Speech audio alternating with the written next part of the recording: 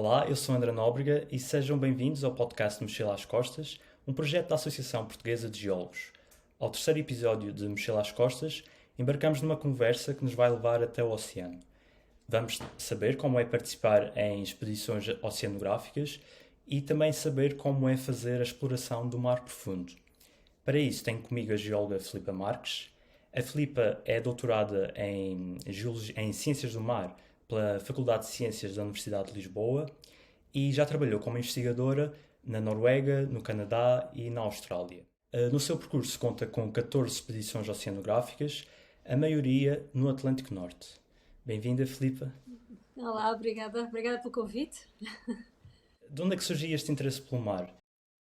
Foi acidental, porque a minha grande paixão, e continua a ser, são os minerais e as mineralizações, as mineralizações hidrotermais em particular. E quando eu ainda estava quase a terminar a licenciatura,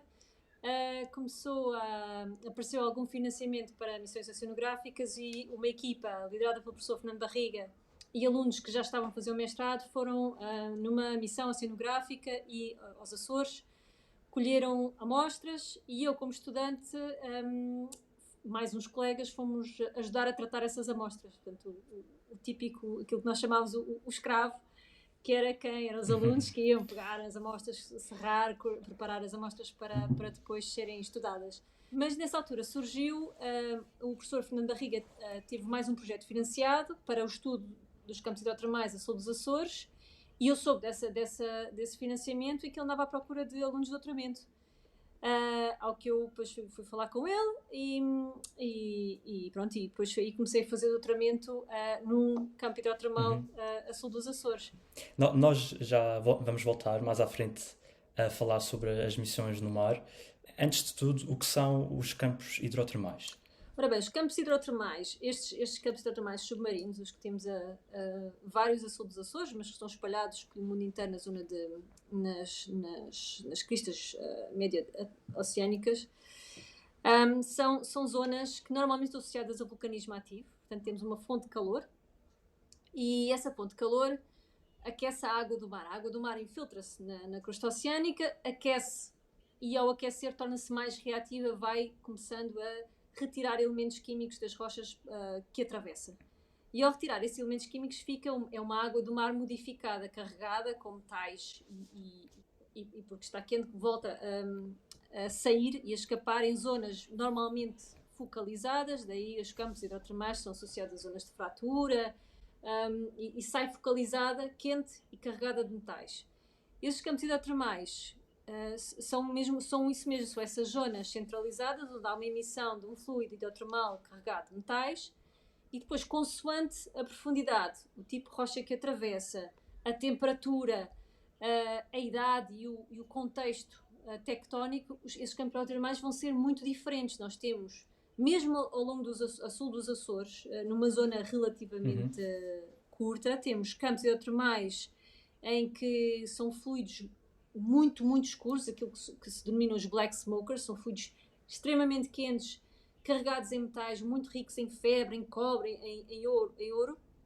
E depois temos outras zonas onde são fluidos transparentes, com poucos metais e com temperaturas mais baixas. Portanto, há todo depois um espectro de possibilidades dos campos hidrotermais. Aí vê-se também bem a relação entre a geologia ou a geodiversidade, se quisermos, e a biodiversidade, a vida na Terra, porque estudam-se esses campos também pelo facto de sustentarem a vida no oceano, sim, não é? Sim. Portanto, como base dos ecossistemas oceânicos também. O próprio início do estudo dos campos hidrotermais, nos anos 70, levantou essas hipóteses. Havia, do ponto de vista da geologia, foi o confirmar daquilo que já se sabia com os estudos dos depósitos, os VMS, o Volcanogenic Massive Sulfate, depósitos de sulfuretos maciços em terra. Portanto, havia um modelo de formação desses depósitos, sabia-se como é que eles são formados, com base nos estudos em terra, e depois, com o início das explorações oceânicas em descobrir estes campos hidrotermais submarinos, houve aquele momento de ligação dos dois conceitos. Atenção, nós estamos a ver agora o que está a acontecer nos nossos fundos oceânicos é aquilo que nós já reconhecemos como depósitos antigos. Isto foi do ponto de vista da geologia. Do ponto de vista da biologia, foi também toda uma nova descoberta, porque são seres, portanto, todos aqueles sistemas, principalmente as zonas muito mais profundas, são completamente independentes do Sol e da energia solar. E esse sistema está completamente ligado à natureza das rochas, portanto, o tipo de campo hidrotermal e a natureza dos produtos químicos que estão a ser libertados vai definir depois todo o sistema biológico dependente desse campo hidrotermal. Portanto, aí a ligação biologia-geologia não pode estar mais óbvia nestes casos. Assim, para tentarmos visualizar um pouco o fundo do mar ao largo do território português, quantos são os campos hidrotermais já descobertos? Qual é assim o mais relevante? Não houve grandes novas descobertas ultimamente, mas nós temos, indo da crista, perto dos Açores, para sul, vamos lá ver se eu não estou a falhar nenhum. Temos o Menes Gwen, os principais é o Menes Gwen, o Lucky Strike e o Rainbow. São os três principais. Mas depois há o Menes Home, que é um campo em que não é um campo hidrotermal por si, mas é um campo onde há manifestações e libertações de fluidos muito ricos em metano e há uma ligeira elevação na temperatura. Depois foi descoberto recentemente e nós fomos lá visitar com o ROV francês. Foi descoberto pela missão portuguesa, com o ROV luso, e depois fomos lá com o ROV francês Victor em 2018, penso eu, 19, a mostrar. Foi o campo hidrotermal luso, portanto, aí mais a oeste, não na costa meio atlântica, mas mais a oeste. E esse campo hidrotermal luso é um campo com mais baixa temperatura, mas é um campo hidrotermal com chaminés hidrotermais extremamente ricas em ferro. Ferro. E depois, o que é que nós temos? Há muitas manifestações à volta das ilhas. Há o campo de Dom João de Castro, que é entre Terceira e São Miguel. Há mais de um vulcão Aquele que chegou a submarino. ser uma ilha, não é? Exatamente. E publiquei um artigo, foi publicado, saiu há um mês, sobre o Dom João de Castro, em que eu estive a estudar as melt inclusions, que são umas inclusões que estão dentro de minerais, de amostras escolhidas no Dom João de Castro. E é muito interessante. Portanto, esse vulcão submarino tem ali tem uma atividade hidrotermal que já tinha sido reportada anteriormente. E há indícios, portanto, há ali bastante metal e bastantes sulfuretos associados às rochas vulcânicas e que indicia que, de facto, os Açores, não é surpresa nenhuma, é uma área muito especial e muito fértil e com enorme potencial para depósitos minerais de todos os tipos, não agora, mas daqui a 50 milhões de anos, não é? Mas é uma zona muito especial. E depois, a norte dos Açores, houve um campo que foi descoberto pela equipa irlandesa, aqui há uns anos atrás, mas não há muito mais que se saiba. Mas não é porque não há campos hidrotermais, é porque não se tem feito. Houve um boom de expedições nos anos 90 e na década seguinte, e depois, a partir daí, o que é que se fez? Há muitas missões oceanográficas que voltam aos sítios que já se conhecem, para estudos de continuidade. Então já não se faz tanto a missão de exploração de ir a sítios que não são conhecidos. Em termos de dimensão, muito rapidamente, estamos a falar de que área coberta por esses campos hidrotermais em média? São áreas, os campos hidrotermais, estes são pequenos, são campos de futebol, não são mais do que isso, são zonas muito, muito pequenas. Comparados com o tipo de sistemas que são como dos nódulos, principalmente os dos nódulos, que é o outro extremo. Estas são zonas muito bem limitadas. E assim que se sai, aliás, e daí também ser mais complicado encontrá-los. Consegue-se encontrar através de sinais na coluna d'água, por vezes, quando conseguimos encontrar ali uma anomalia, mas por experiência própria, em vários sítios onde nós já sabemos que é um campo hidrotermal, nós estamos com o ROV a uma centena de metros e parece não haver qualquer indício de campo hidrotermal. E depois o ROV vira, acende a luz e vê-se. E ali está ele. E ao lado, praticamente nada. Nós descobrimos um campo no Ártico, na segunda missão do Ártico. Nós tínhamos indicação na coluna d'água que havia uma anomalia. Portanto, havia ali qualquer coisa. Portanto, tínhamos uma área delimitada, mas ainda era uma área grande. E começámos a fazer os tais transets com o ROV. E E chegou um ponto em que eu vi no cimento branquinho, pelágico, que não indicia absolutamente nada, vi uma pedrinha, portanto o Rob apontou e viu uma pedrinha com um amarelo ocre, aquilo, Uhum. eu para tudo. E disse ao Uhum. piloto, atenção, deixa ver, e tentar perceber, vamos rodar a câmara, e mais outra, vamos seguir isto, vamos seguir esta, e encontramos aquele campo hidrotermal.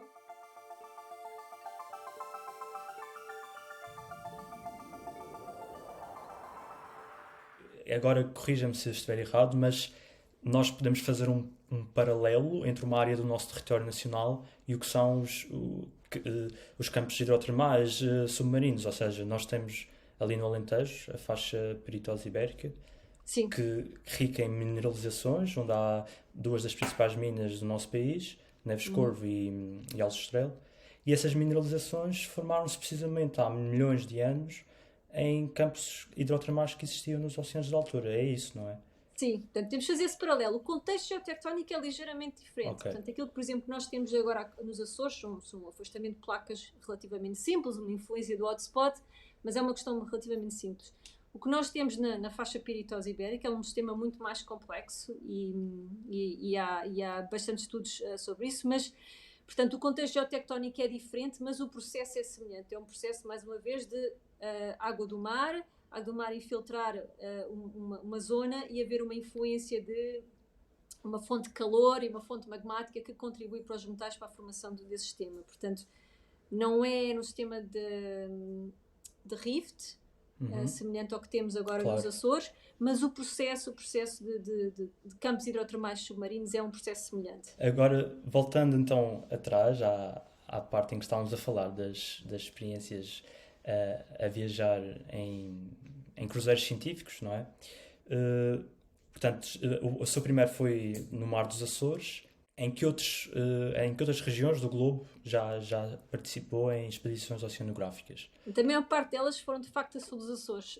Inicialmente no curso de investigação de doutoramento, mas depois, mais tarde, comecei a colaborar com a estrutura de missão para a extensão da plataforma continental e depois, mais tarde, fui trabalhar para a Noruega e então aí já fui em duas missões bem mais a norte.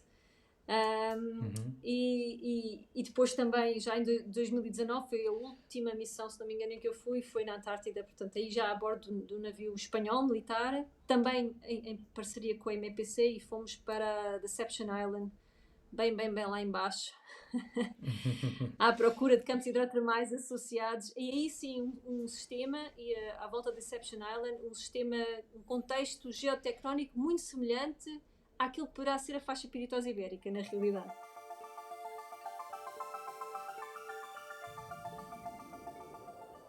Eu, quando estava na Noruega, o meu centro era o centro de geobiologia. Portanto, eu trabalhava com microbiólogos. No meu gabinete partilhava com o microbiólogo.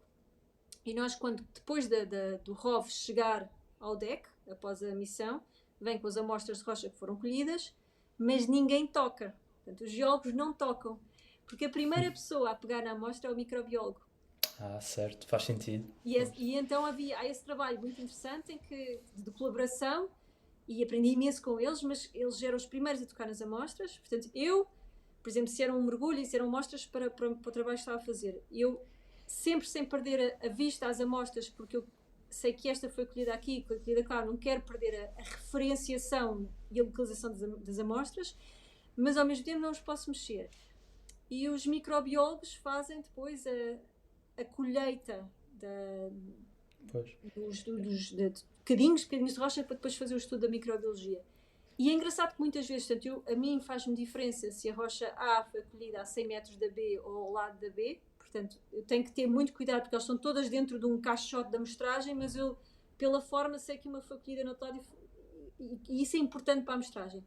Muitas vezes para um microbiólogo isso não interessa, portanto, eles começam a raspar qualquer uma daquele mergulho. Mas como é que é a vida no mar, estando ali juntamente com um grupo restrito de pessoas, que é quase como uma missão ao espaço, não é? Porque vocês passam muito tempo fora de terra com as mesmas pessoas.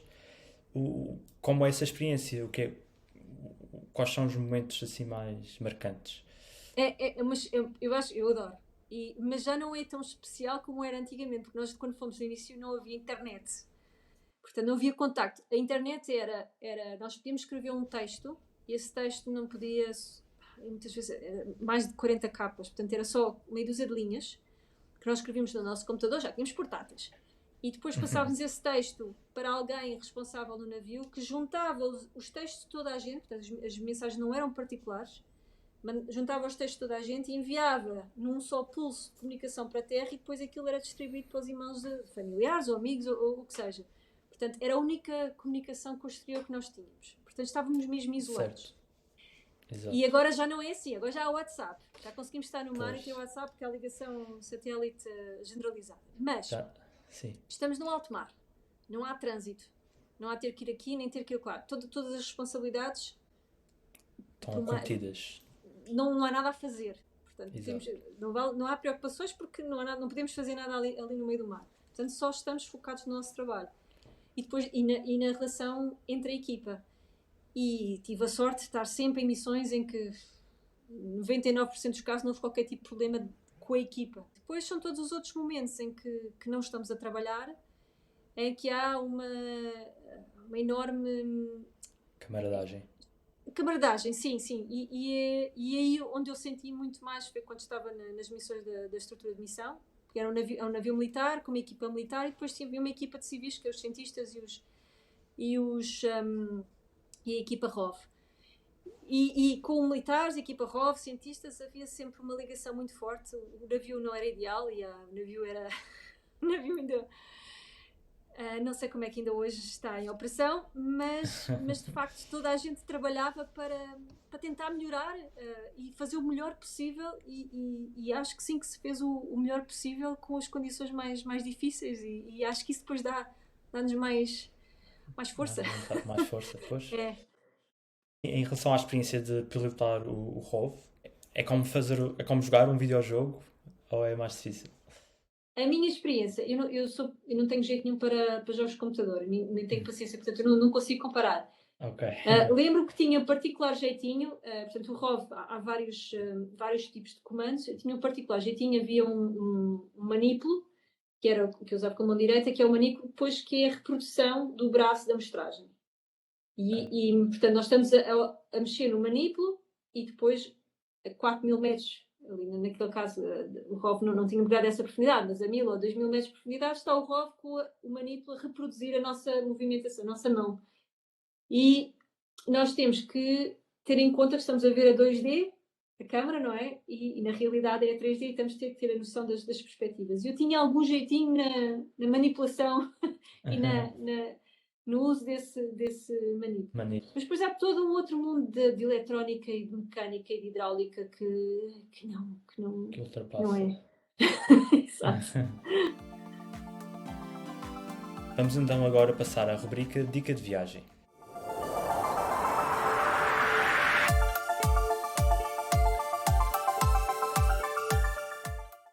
Filipa, qual é o geossítio que recomenda a quem nos está a ouvir?